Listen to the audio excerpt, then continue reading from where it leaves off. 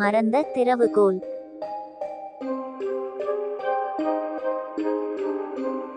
பழங்கால நகரமான cerulean Halloween மையத்தில் மறந்த நினைவுகளைப் போல கற்கள் வீதிகள் காயப்பட்டு ஒரு புதிரான கடை நின்றது.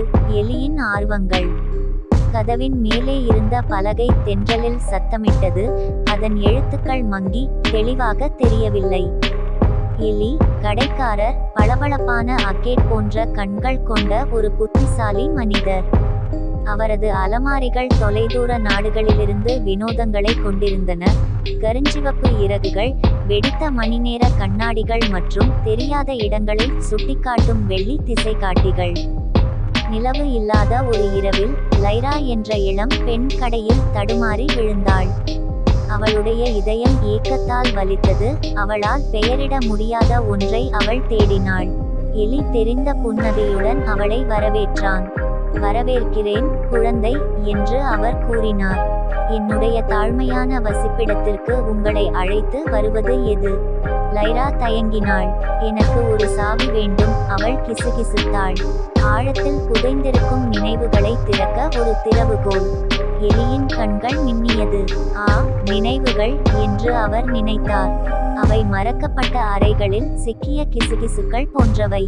என்னை பின்தொடர். அவர் லைராவை ஒரு தூசி நிறைந்த மூலைக்கு அழைத்துச் சென்றார். அங்கே ஒரு வெல்வெட் மெத்தையின் மேல் ஒரு வெண்கல சாவி போடப்பட்டது.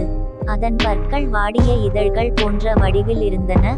மேலும் அதன் கைப்பிடியில் சிக்கலான வேலைப்பாடுகள் இருந்தன.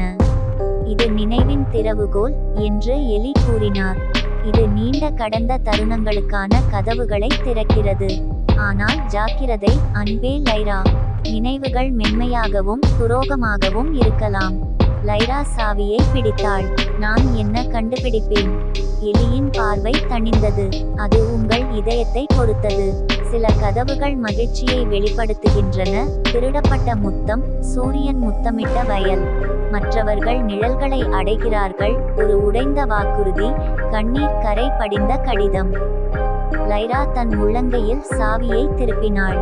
நான் தயார். கடைக்காரர் பார்த்து கொண்டிருக்கும் போதே அவள் நிலவு வெளிச்சத்திற்குள் நுழைந்தாள். பழங்கால மந்திரத்தால் துடிக்கும் சாவி.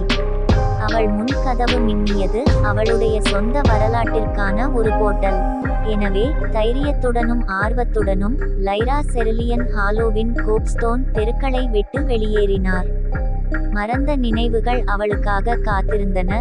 திறக்கப்படுவதற்கு காத்திருந்தன. அவளுடைய ஆன்மாவை விடுவிக்க காத்திருந்தன.